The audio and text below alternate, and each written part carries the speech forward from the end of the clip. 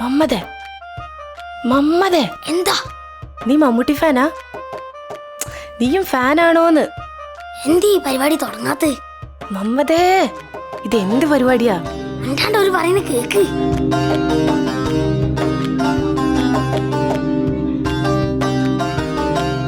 ഓരോ പരിപാടിയായി ഇനിയാണ് നമ്മളെ പരിപാടി. ആഹാ, അപ്പൊ ഇതാണ് പരിപാടി അല്ലേ?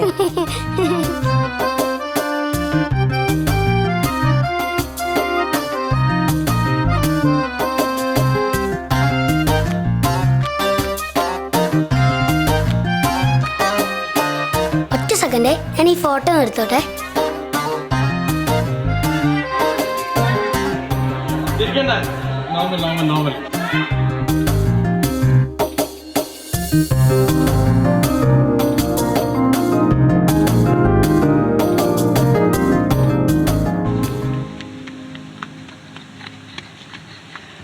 ഹായ്.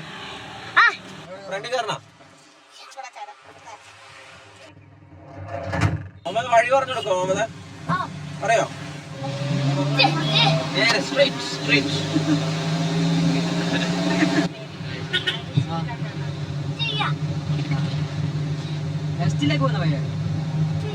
ഈ നെസ്റ്റ് എവിടെയാ മമ്മദേ?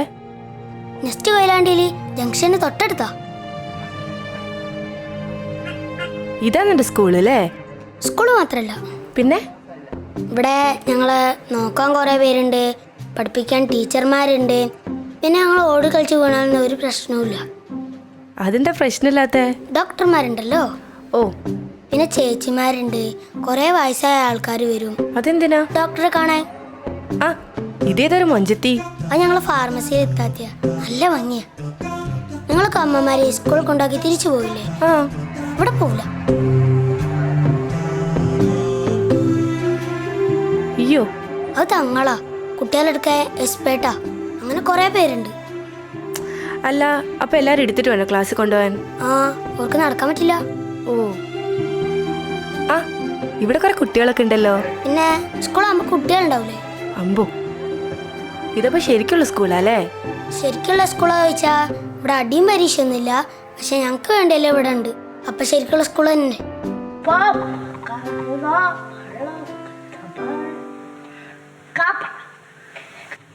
മമ്മത് എങ്ങോട്ടാ പോകുന്നേ? അപ്പൊ ഞാൻ പറഞ്ഞ മനസ്സിലായില്ലല്ലേ? ഞങ്ങൾ കാപ്പാടുക. അതായിരുന്നു പറഞ്ഞോണ്ടിരുന്നേ. ആ, ഉമ്മാനെ കൂട്ടുന്നില്ല? ഉമ്മ വേണ്ട. അതെന്താ വേണ്ടാത്ത? വേറൊരാള് വരുന്നുണ്ട്. ആ, ഇത് നെസ്റ്റിലെ യാസർക്കാ. ഓ, വലിയ സ്റ്റൈലാണല്ലോ. ഞങ്ങളൊരു സ്ഥലം വരെ പോവല്ലേ? യാസർക്ക് എത്ര കൊല്ലായി ബീച്ചിൽ വന്നിട്ട് അറിയോ ചേച്ചിക്ക്? എത്രയായി? 18 കൊല്ലായി.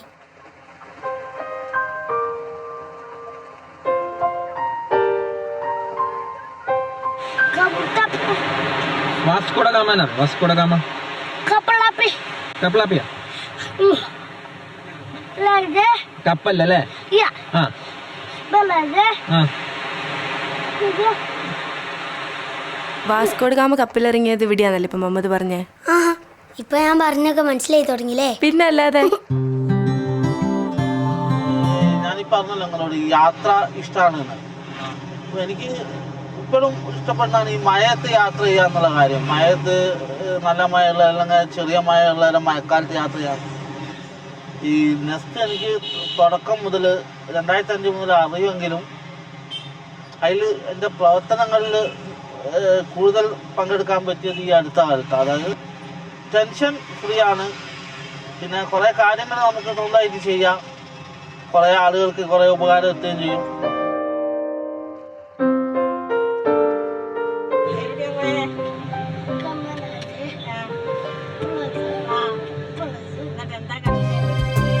യാസർക്ക് നല്ലോണം സംസാരിക്കും. പക്ഷെ പാവം, വിചാരിച്ചാലും നടക്കാൻ പറ്റൂല. എനിക്ക് ഓടിച്ചാടി നടക്കാം, പക്ഷെ ഞാൻ പറഞ്ഞ ആർക്കും മനസ്സിലാവില്ല.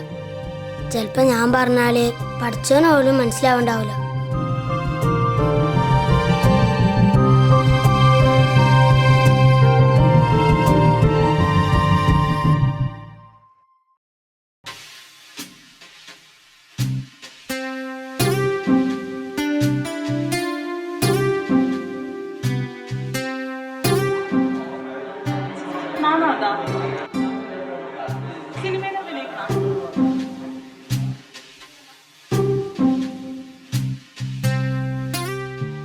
ആരെടാ അത്? അതെ, എനിക്കൊരു പുതിയ ഫ്രണ്ടിനെ കിട്ടി.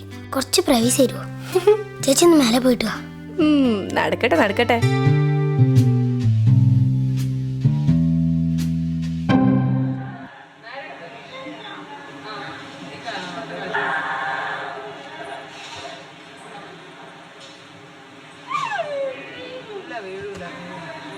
ഇതൊക്കെ ഡാൻസ് പഠിക്കാൻ വേണ്ടിയിട്ടാ? ഡാൻസ് പഠിക്കണം, പക്ഷേ അതിന് തന്നെ എനിക്ക് നടക്കണം. ഇപ്പം നടക്കണ്ടല്ലോ. അതെൻ്റെ തറപ്പിച്ചിച്ച് പിടിച്ചിട്ടല്ലേ, പുറകിൽ അമ്മയുണ്ട്. അമ്മ അടുത്തുള്ളതുകൊണ്ടൊരു സുഖ, വീണാലും അമ്മ പിടിച്ചോടല്ലോ. പക്ഷെ വീട്ടിൽ ചെന്നാൽ അമ്മ ആളാകെ മാറും.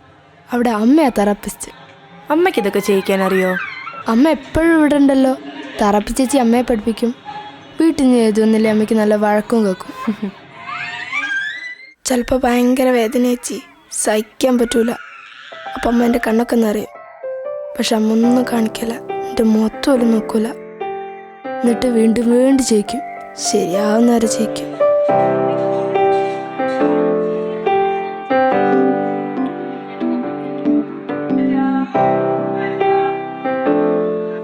നിങ്ങളുടെ കൂടെ അമ്മയല്ലാതെ വേറെ ആരും വരില്ല? ഏയ്, വേറെ ആരും വരില്ല. അവരെല്ലാം പറയുന്നത് ഇവിടെ വരുന്നത് വെറുതെയാണ്. പക്ഷെ അമ്മയ്ക്കറിയാം ഇതൊക്കെ മാറുന്നു. ഇവിടുത്തെ പലരും വന്നപ്പോൾ കൈയും കാലൊന്നും അനങ്ങാറ് പോലില്ലേനു. അപ്പോൾ അവരൊക്കെ എണീച്ചും തുടങ്ങി, എന്നെ പോലെ നടക്കാനും തുടങ്ങി. അപ്പം അമ്മ പറഞ്ഞ പോലെ ആയില്ല.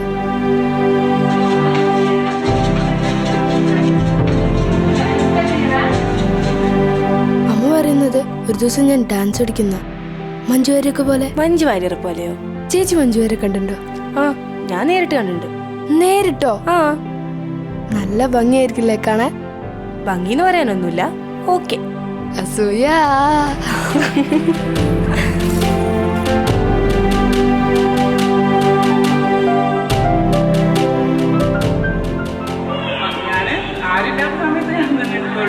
നല്ല ആരോഗ്യം വേണമല്ലേ?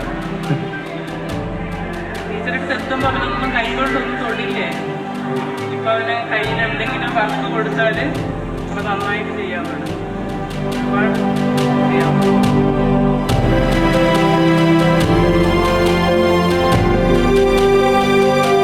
അമ്മയെന്ന് അറിയാണ്ട് ഫീസ്തറാപ്പിന്റെ ഒടുവിൽ അമ്മയെന്ന് വിളിച്ചു കഴിഞ്ഞപ്പോ കരഞ്ഞു പോയ അമ്മയുടേതാണ്. നേരത്തെ ഇതുവരെ ജനിച്ചിട്ട് കാല് കുത്തിയിട്ട് നടന്നിട്ടില്ലാത്ത ചെറിയ മക്കള് വിളിച്ചിട്ടാണെങ്കിലും അച്ഛൻ്റെ അമ്മയുടെ കാര്യം വെച്ചിട്ട് നടന്നു പോകുമ്പോൾ കാണുമ്പോൾ സന്തോഷം. ഇതൊക്കെയാണ് നല്ല കലക്കൻ ഊണാണല്ലോ റാഫി. എനിക്ക് മീൻകറി വലിയ ഇഷ്ടാ. ചോറും മീനും കുഴച്ചെന്നാ ഭയങ്കര കൊതിയാ. ആ, അത് എനിക്കും കൊതിയാ. പക്ഷെ ഞാൻ കഴിച്ചാൽ ശരിയാവില്ല. അതെന്താ? ഞാൻ കഴിക്കുമ്പോ കയ്യിൽ നിന്നൊക്കെ വീണു. റാഫിയുടെ പാട്ട് കരക്കേടൊന്നുമില്ല കേട്ടോ. അല്ലേ, ഞാൻ പാടുമ്പോ ഉപ്പിരുന്ന് ചിരിക്കും, എന്നിട്ട് പാടിക്കഴിഞ്ഞാൽ നന്നായിന്നും പറയും. എന്നാലും ഉപ്പ അങ്ങനെ പറയുന്നത് എനിക്ക് ഇഷ്ടാട്ടോ. എന്നാ റാഫിന്റെ പാട്ട് അടിപൊളിയായിട്ടുണ്ട്. അപ്പൊ താങ്ക് യു. ലോകത്ത് എവിടെയാണെങ്കിലും ഇത്തരം കുട്ടികളുടെ ചികിത്സക്കും പിന്നെ ആവശ്യമായ ചികിത്സാ സംവിധാനങ്ങളുണ്ടോ അതൊക്കെ സൗജന്യ നിരക്കിൽ നമ്മളെ ഏരിയയിലെ കുട്ടിക്ക് എത്തിച്ചു കൊടുക്കാന്നുള്ള ഉദ്ദേശമായ കമ്മിറ്റി അറിയിക്കുന്നു. റാഫിക്ക് ആരാവൻ ആഗ്രഹം?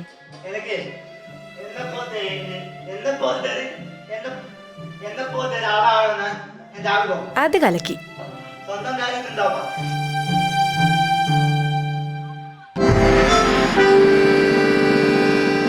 എത്ര യുഗങ്ങളായി ഞാൻ നിനക്ക് വേണ്ടി കാത്തിരിക്കുന്നു. ആഹാ, എപ്പോഴാ നാടകം? നാളെയാ. ഞാനാ മേന്നടി. ആ, ഞാൻ ഡാൻസ് ടീമിലുണ്ട്. ആ, കലാകാരികളാണല്ലോ രണ്ടാളും. സ്കൂളില്ലാത്തപ്പോഴൊക്കെ നിങ്ങൾ പാലിയേറ്റീവ് കെയറിൽ വോളണ്ടിയർ ആയിട്ട് പോകാറുണ്ടോ? സമയം കിട്ടുമ്പോ ഒക്കെ പോ. അവിടെ നിങ്ങൾ എന്തൊക്കെയാ ചെയ്യുക? ഞങ്ങള് റിപ്പോർട്ട് ചെയ്തും മരുന്ന് സിലിണ്ടറൊക്കെ ചേച്ചിമാർക്ക് കൊടുക്കും. പിന്നെ പേഷ്യൻറ്റിനെ കുളിപ്പിക്കാനൊക്കെ സഹായിക്കും. അങ്ങനെയൊക്കെ. ഇതിപ്പോ നിങ്ങളുടെ ഹോബിയാ? ഹോബിയൊന്നുമല്ല, പിന്നെ സമയം കിട്ടുന്നവരൊക്കെ പോവും. അതിനല്ലേ ഇപ്പൊ ഹോബി എന്ന് പറയാ. നമ്മൾ ഇനി പോകുന്ന സൈക്കാട്രിക് പേഷ്യന്റ് വീട്ടിലേക്കല്ലേ? ഹാ, ശൈലജയുടെ വീട്ടിലേക്ക്. നിങ്ങൾക്ക് പേടിയാവില്ല ഇവിടെ പോവാൻ? പേടി എന്തിനാ? അവർക്ക് സുഖമില്ലാത്തതല്ലേ? അവരെ മനസ്സിന് വിഷമമുള്ളവരെ ചേച്ചി ധൈര്യമായിട്ട് വാ, നമ്മൾ പോയാൽ അവരുടെ വിഷമം മാറും.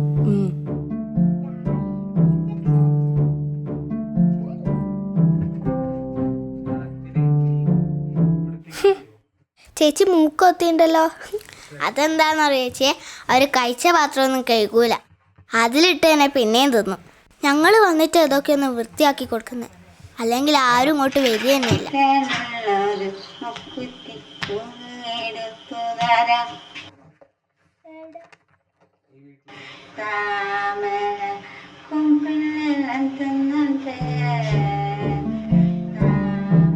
അവരുടെ കൈ വേർക്കുന്നുണ്ടെന്ന് ചേച്ചി. ഞങ്ങൾ തൊടുമ്പോൾ അത് നിൽക്കും, ഞങ്ങൾ വിട്ടാൽ വീണ്ടും വിറക്കാൻ തുടങ്ങും. അതുകൊണ്ട് ഞങ്ങൾ വരുന്നവരൊക്കെ കൈ പിടിച്ചിരിക്കും. അത്രയും നേരം വിറയൽ കുറയല്ലോ.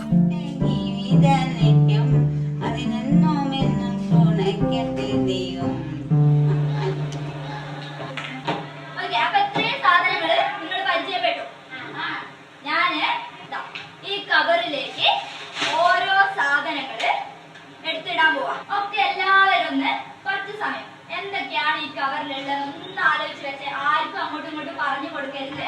നമുക്ക് എത്രത്തോളം ബുദ്ധിമുട്ട് പറയും, തുറന്ന് പറയരുത്. കിട്ടിയോ? ഒരാളുടെ കഴിഞ്ഞു. അപ്പൊ എല്ലാവരും ഇതൊക്കെ എങ്ങനെ ഓർത്ത് വെക്കുക വിവേക്? അതിനൊരു സൂത്രം ഉണ്ട് ചേച്ചി, ഞാനൊരു കഥ ഉണ്ടാക്കും. കഥയോ? ആ അടുത്ത വിവേക് പറഞ്ഞു. അയ്യോ പിടിച്ച്. ആ ചെല്ല് ചെല്ല്. ഡസ്റ്റർ. ആ അപ്പൊ പറ, എന്ത് നിന്റെ സൂത്രം? ടീച്ചർ കവറിലിടുന്ന സാധനങ്ങളെ ആ കഥയിലുണ്ടാവും. ഓ പിന്നെ ടീച്ചർ ചോദിക്കുമ്പോ ആ കഥ ആലോചിച്ചാ പോരെ. ഓ സ്മാർട്ട് ബോയ്. അത്ര ഇടൊന്നുകൂടെ ഒന്ന് ആലോചിച്ച് നോക്ക്. ഒരു ടൈം എടുക്കുമ്പോഴേക്കും ആലോചിച്ച് നോക്ക്. ടൈം ഇട്ടോ. 1 2 3 4 5 ഷോ ഇവന്മാരെണ്ണി ടെൻഷൻ അടുപ്പിച്ച് കഥ മൊത്തം കയ്യിന്ന് പോവല്ലോ. ഷോ പോയി.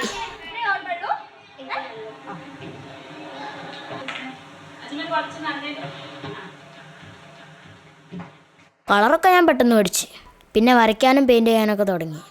ദാ അവിടെ കണ്ടോ, കുറേ കാലമായിട്ട് അവർക്ക് പച്ചയും ചുവപ്പും നീലും ഒന്നും അറിയില്ല. എന്താ അവർ പഠിക്കാത്താവോ? വിവേക് ഏത് വയസ്സിലാണ് ഇവിടെ വന്നേ? നെസ്റ്റില് ഞാൻ 4 വയസ്സിൽ. അബ്ദുൾ ഇവിടെ വന്നപ്പം 11 വയസ്സായി. അപ്പൊ വലിയ കുട്ടിയായില്ലേ?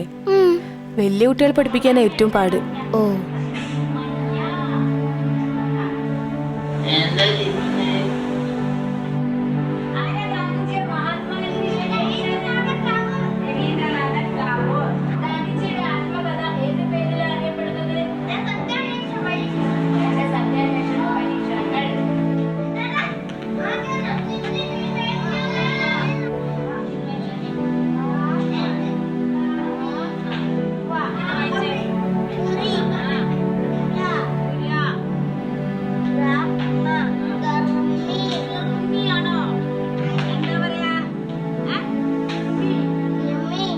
ടീച്ചർക്ക് നല്ല ക്ഷമ വേണല്ലോ, തളർന്നു പോകൂലേ? ആ പക്ഷെ ഒരു കുട്ടി ടീച്ചർ വേറെ ഉണ്ട്.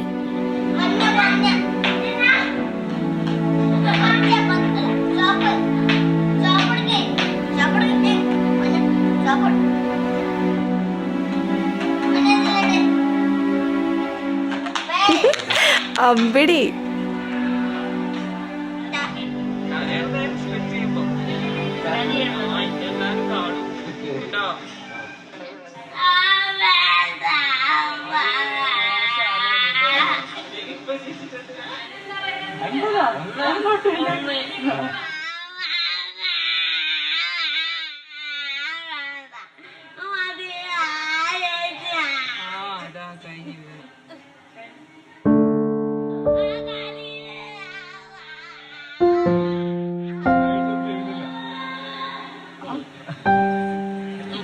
എന്തിനാ ഇവിടെ നിൽക്കുന്നത്?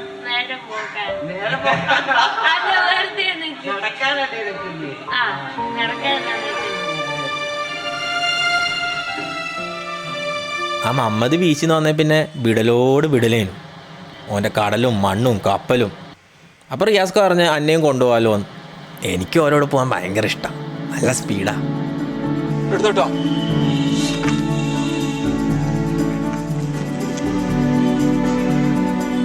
ഇതിപ്പോൾ വേറെ ആരെങ്കിലും ആണെങ്കിൽ മൂക്കും കുത്തി വീണുണ്ടാവും. നടക്കാൻ പറ്റില്ലെങ്കിലും റിയാസ്ക്ക് ആളുഷാറാ. നെസ്റ്റിലെ ഫോട്ടോസ്റ്റാറ്റും DTP ഒക്കെ മൂപ്പരല്ലേ എടുക്കുന്നത്. പകല് ഒരു 11 മണിക്ക് അങ്ങനെ അവിടെ ആ ചെങ്ങോട്ടാന്ന് പറഞ്ഞ സ്ഥലത്ത് സംഭവിച്ചത്. സ്പൈനൽ കോഡ് ഇഞ്ചുറി ആയി, പിന്നെ അത് വീൽ ചെയറിലായി പിന്നെ ജീവിതം. ബീച്ചിൽ റിഷാൻ ഒറ്റയ്ക്ക് പോയ പോരെ? ഞാൻ എങ്ങനെ ഒറ്റക്ക് പോവാ? എനിക്ക് പേടിയാ. പോലീസുകാരൻ്റെ മോന് പേടിയോ?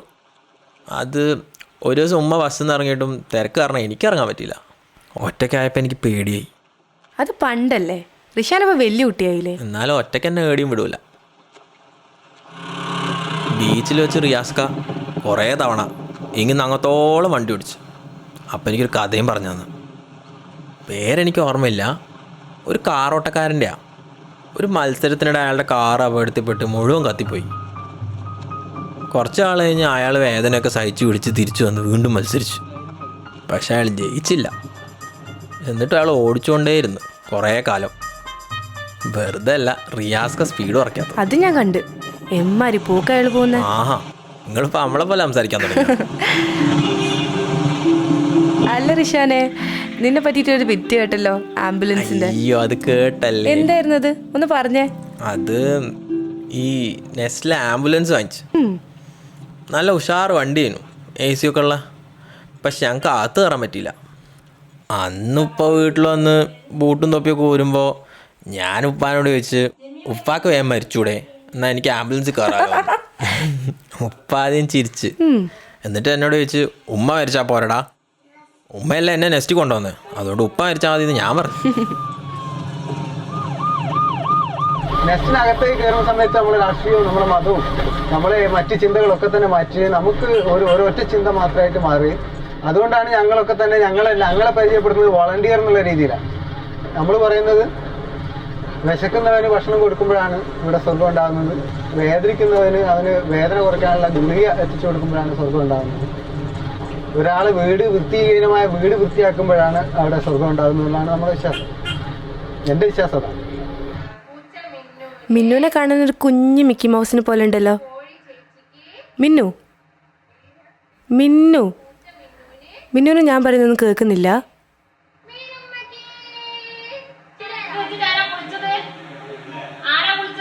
വെറുതെ അല്ല, മിന്നു ഹിയറിംഗ് എയ്ഡ് വെച്ചിട്ടില്ല.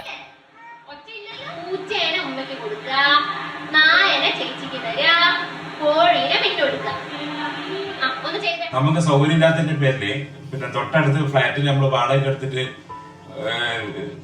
സ്പീച്ച് തെറാപ്പി ചെയ്യുന്നുണ്ട്.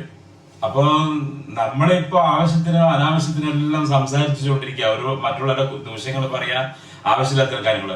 ആ കുട്ടീനെ നമ്മൾ നോക്കുമ്പോൾ ടീച്ചറെ എടുക്കുന്ന എഫേർട്ടിനെ പറ്റിയിട്ട് നമുക്ക് അപ്പോഴേ ശരിക്കും പറഞ്ഞാൽ എനിക്ക് മനസ്സിലായത്. കാരണം ഒരു എന്നുള്ള വാക്ക് പഠിപ്പിക്കാൻ വേണ്ടി ദിവസങ്ങളോളം എടുക്കുന്നുണ്ട്. നമ്മൾ മൊബൈലൊക്കെ കുത്തി ഒരു പാതി കോൺസെൻട്രേഷനിൽ സിനിമ കാണുന്ന പോലെയൊക്കെ കണ്ടുകൊണ്ടിരിക്കുക അല്ലേ? ആ ടീച്ചർമാരെ ആ സമയത്ത് നല്ല പണിയെടുക്കുന്നുണ്ട് അവിടെ. അതുകൊണ്ട് ഞാൻ എൻ്റെ ഫോൺ ഓഫ് ചെയ്യാൻ പോവാണ്, നിങ്ങൾ ഓഫ് ചെയ്യണമെന്നാണ് എൻ്റെ അഭിപ്രായം.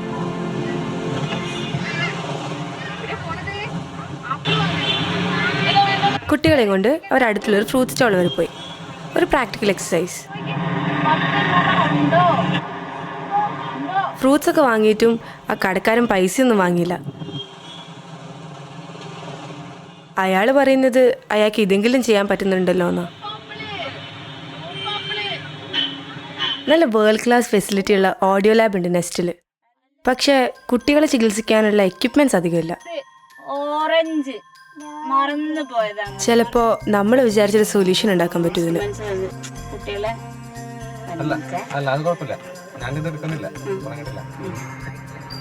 ടീച്ചേഴ്സിൻ്റെ ഒരു ഗ്യാങ് കുട്ടികളുടെ വീട്ടിൽ പോകുന്ന ഒരു പരിപാടി ഉണ്ട് നെസ്റ്റിൽ. ഒരു സർപ്രൈസ് വിസിറ്റ്. ഇവിടുന്ന് പഠിപ്പിക്കുന്ന കാര്യങ്ങളൊക്കെ വീട്ടിൽ പോയി ചെയ്യുന്നുണ്ടോ എന്ന് അറിയാനുള്ള ഒരു സൈക്കോളജിക്കൽ മൂവ്.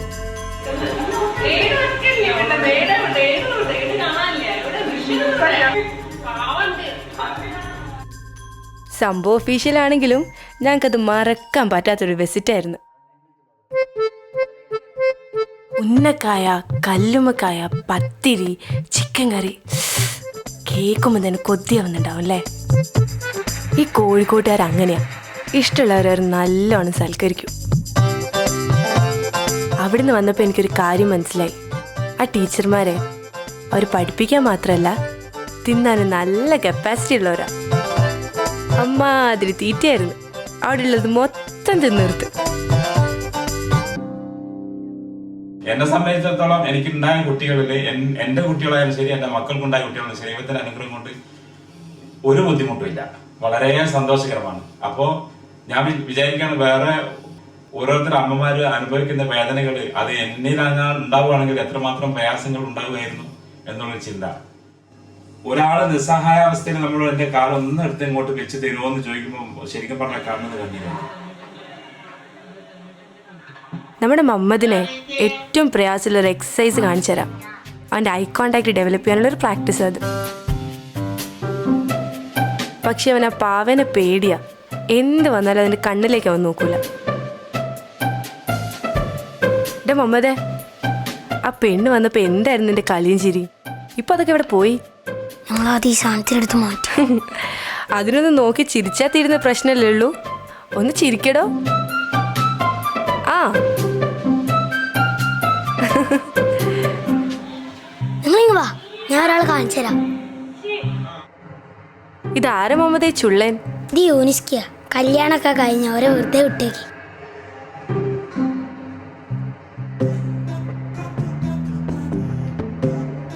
എന്താണ് അവിടെ ഒരു സ്വകാര്യം?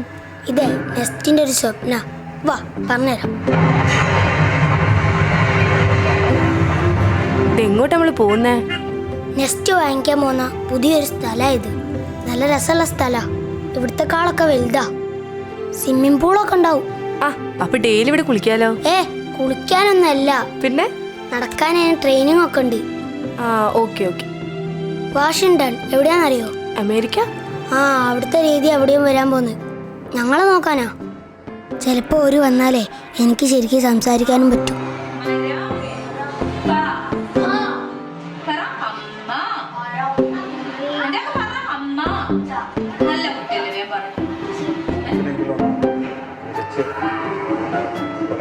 ഇതിനൊക്കെ കുറെ പൈസ ആവില്ലേ മമ്മദേ? നിങ്ങളെ പൈസ ഉണ്ടോ? എൻ്റെ അത്രയ്ക്ക് പൈസ ഒന്നുമില്ല. അത്രയ്ക്ക് പൈസ ചോദിച്ചില്ല, കുറച്ച് തന്നാ മതി. എന്നിട്ട് നിങ്ങളെ ഫ്രണ്ട്സിനോടൊക്കെ ചെന്ന് പറ. ഗേൾസിനോട് വേണമെങ്കിൽ ഞാൻ പറയാം. അയ്യടാ, അല്ല, ഞാൻ എന്റെ സൗന്ദര്യം കൈവൊക്കെ ഉപയോഗിക്കാം. പിന്നെ ജീവിതം തുടക്കം മാംഗല്യം തന്തുനാനേന പിന്നെ ജീവിതം തുടക്കം മാംഗല്യം തന്തുനാനേന പിന്നെ ജീവിതം തുന്തനാനേന. ഹലോ,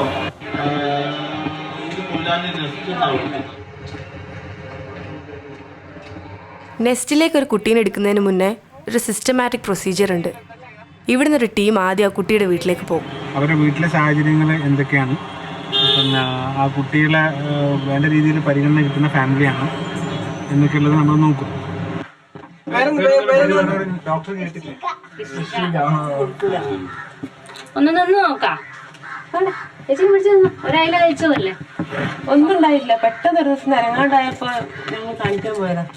സംഭവം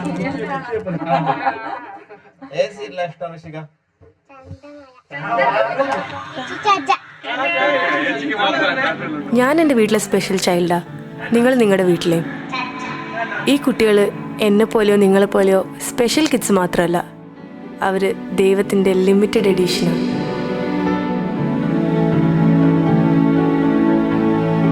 നെസ്റ്റിലൊരു നിയമമുണ്ട്. ഇവിടെ വോളണ്ടിയർ ചെയ്യാനോ സഹായിക്കാനോ വരുന്നതിന് മുൻപ് നമ്മുടെ വീടിൻ്റെയൊക്കെ ഉമ്മറത്ത് ആരോടും പരാതിയും പരിഭവമൊന്നും പറയാതിരിക്കുന്ന അമ്മയോ അമ്മൂമ്മയോ ഉണ്ടാവില്ലേ, അവർക്കൊരു ഉമ്മ കൊടുത്തിട്ട് വേണം വീട്ടിൽ നിന്ന് ഇറങ്ങാൻ. ഇത് ഞങ്ങളോട് പറഞ്ഞ യുനെസ്കോനെ കൊണ്ട് തന്നെ ഞങ്ങളത് ചെയ്യിപ്പിച്ചു. നമ്മൾ ചെയ്യുന്ന ഒരു കാര്യം കൊണ്ട് മറ്റൊരാൾക്ക് സന്തോഷമോ ആശ്വാസം എന്തെങ്കിലും കിട്ടുകയാണെങ്കിൽ അത് വലിയൊരു കാര്യമല്ലേ. അപ്പം നമ്മൾ സ്വന്തം വീട്ടിൽ നിന്ന് വേണ്ടി തുടങ്ങാൻ. ഡയലോഗ് കൊള്ളാം. നീത പോയിട്ടേ അമ്മക്ക് റൂം കൊടുത്തേ. ഇല്ല ശരിയാവില്ല. ഡയലോഗ് അടിച്ചാണ് ഇങ്ങനെ പറയുന്നത്. ക്യാമറ റെഡിയാണ്, സൗണ്ട് റെഡിയാണ്, എല്ലാം റെഡിയാണ്. വേഗം ചെല്ല് പടം തീരില്ല. അല്ലെങ്കിൽ ലെഫ്റ്റ് കയറിപ്പോ. മാസ്ക് അല്ലേ? ഓക്കെ.